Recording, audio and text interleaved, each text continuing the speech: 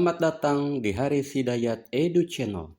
Pada video kali ini, kita akan membahas sebuah konsep sederhana, namun sangat berdampak dalam proses pembelajaran, yaitu rumus 8334. Rumus ini merupakan pendekatan yang dapat membantu guru merancang pembelajaran yang lebih efektif, terstruktur, dan benar-benar bermakna bagi peserta didik.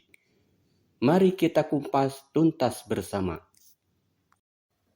Sebelum kita masuk ke pembahasan detail, mari kita pahami dulu gambaran umum dari rumus 8334. Rumus ini terdiri dari 8 dimensi profil lulusan sebagai arah kompetensi yang ingin dicapai, 3 prinsip pembelajaran yang menjadi dasar pelaksanaan pembelajaran mendalam, 3 pengalaman belajar yaitu memahami, mengaplikasi, dan merefleksi, 4 kerangka pembelajaran sebagai panduan dalam merancang proses belajar yang optimal.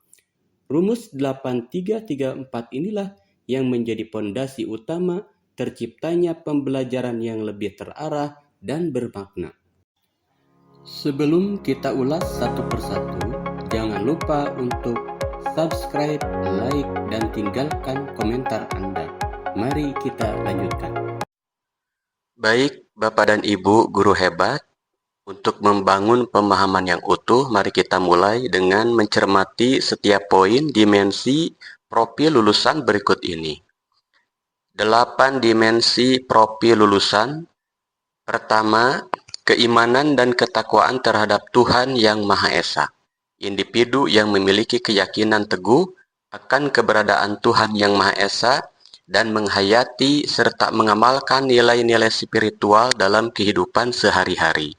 Maksud poin yang pertama adalah pembelajaran tidak hanya membentuk kecerdasan anak, tetapi juga membangun keimanan dan akhlak peserta didik agar tentunya berperilaku yang baik ya Bapak Ibu dalam kehidupan sehari-hari. 2. Kewarganegaraan. Individu yang memiliki rasa cinta tanah air serta menghargai keberagaman budaya, mentaati aturan dan norma sosial dalam kehidupan bermasyarakat, memiliki kepedulian dan tanggung jawab sosial, serta berkomitmen untuk menyelesaikan masalah nyata yang berkaitan dengan berkelanjutan kehidupan, lingkungan, dan harmoni antar bangsa dalam konteks kebinekaan global. Poin nomor 2, maksudnya adalah peserta didik dibimbing Bapak Ibu agar menjadi warga negara yang baik, cinta tanah air, menghargai perbedaan, taat aturan, dan peduli terutama terhadap lingkungan serta sesama. 3. Penalaran kritis. Individu yang mampu berpikir secara logis, analitis, dan reflektif dalam memahami, mengevaluasi, serta memproses informasi untuk menyelesaikan masalah. Poin nomor 3 itu adalah peserta didik dilatih untuk berpikir logis ya Bapak Ibu guru hebat, mampu memahami informasi dengan benar, serta mereka bisa memecahkan masalah, tentunya secara tepat dan bertanggung jawab. 4. Kreativitas. Individu yang mampu berpikir secara inovatif, fleksibel, dan orisinal dalam mengolah ide atau informasi untuk menciptakan solusi yang unik dan bermanfaat. 4 di sini atau poin 4 tentang kreativitas maksudnya adalah bagaimana seorang guru membentuk peserta didik untuk didorong untuk berpikir kreatif, berani menyampaikan ide, dan mampu menghasilkan solusi atau karya yang bermanfaat. 5. Kolaborasi. Individu yang mampu bekerja sama secara efektif dengan orang lain secara gotong royong untuk mencapai tujuan bersama melalui pembagian peran dan tanggung jawab. Nah, kolaborasi di sini itu peserta didik mampu tentunya bekerja sama dengan orang lain secara gotong royong. Kerjasama itu gotong royong ya Bapak Ibu, berbagi peran dan tanggung jawab, serta saling mendukung untuk tentunya mencapai tujuan bersama. 6. Kemandirian. Individu yang mampu bertanggung jawab atas proses dan hasil belajarnya sendiri dengan menunjukkan kemampuan untuk mengambil inisiatif, mengatasi hambatan, dan menyelesaikan tugas secara tepat tanpa bergantung kepada orang lain. Nah, di sini peserta didik itu mampu mengelola proses tentunya. Mengelola proses belajar sendiri, berinisiatif, bertanggung jawab, dan menyelesaikan tugas tanpa selalu tentunya bergantung kepada orang lain. 7. Kesehatan. Nah, kita literasi ya Bapak Ibu, kesehatan. Individu yang memiliki sifat yang prima, bugar, sehat, dan mampu menjaga keseimbangan, kesehatan mental, dan fisik untuk mewujudkan kesejahteraan lahir dan batin. Nah, peserta didik di sini itu tentunya memiliki kondisi fisik dan mental yang sehat, mampu menjaga keseimbangan antara tubuh dan pikiran di sini ya Ibu. Jadi ada antara keseimbangan antara tubuh dan pikiran. Tentunya kalau terjadi keseimbangan, peserta didik dapat belajar dan beraktivitas secara optimal, maksimal gitu. Nah, ke-8. Individu yang memiliki 8 itu komunikasi.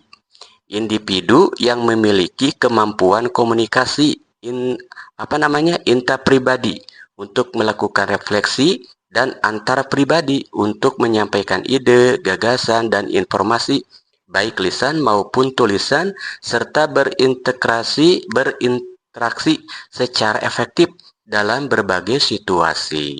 Ya, maksudnya komunikasi di sini adalah bagaimana peserta didik mampu menyampaikan ide atau gagasan secara jelas, baik lisan maupun tulisan.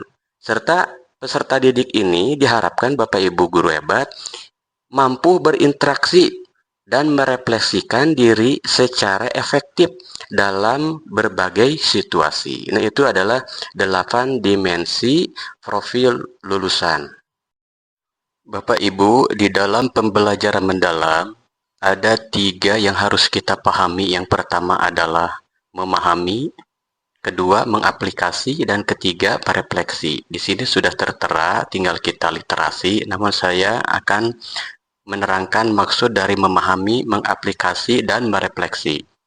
1. Memahami. Memahami di sini adalah maksudnya tahap memahami adalah tahap awal ketika peserta didik membangun pemahaman secara aktif terhadap konsep atau materi. Peserta didik tidak hanya menerima informasi, tetapi mengaitkannya dengan pengetahuan sebelumnya. Jadi, materi itu dikaitkan dengan pengetahuan sebelumnya, yaitu sebagai dasar untuk pembelajaran selanjutnya.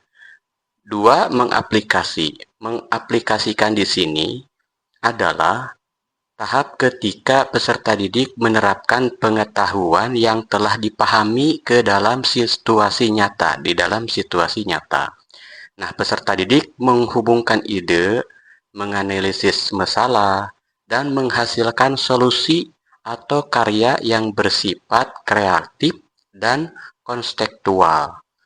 Ketiga, merefleksi. Nah, di tahap ini, tahap merefleksi adalah proses peserta didik menilai dan memaknai proses serta hasil belajarnya Bapak Ibu.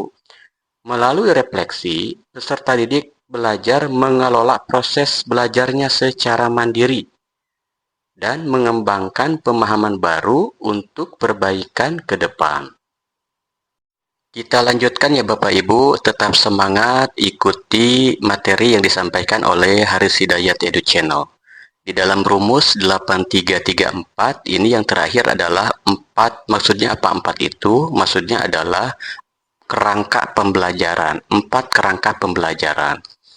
1. Praktik pedagogis. 2. Kemitraan pembelajaran. 3. Lingkungan pembelajaran. 4. Pemanfaatan digital. Nah, saya coba terangkan. Maksud dari praktik pedagogis adalah praktik pedagogis itu adalah strategi Bapak Ibu, strategi mengajar yang digunakan guru untuk mencapai tujuan pembelajaran. Guru berfokus pada pengalaman belajar yang autentik, mendorong praktik nyata, berpikir tingkat tinggi, dan kolaborasi peserta didik. 2. Kemitraan pembelajaran.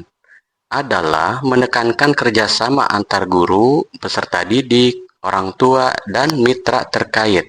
Jadi pembelajaran tidak hanya dikendalikan guru, tetapi menjadi proses kolaboratif bersama.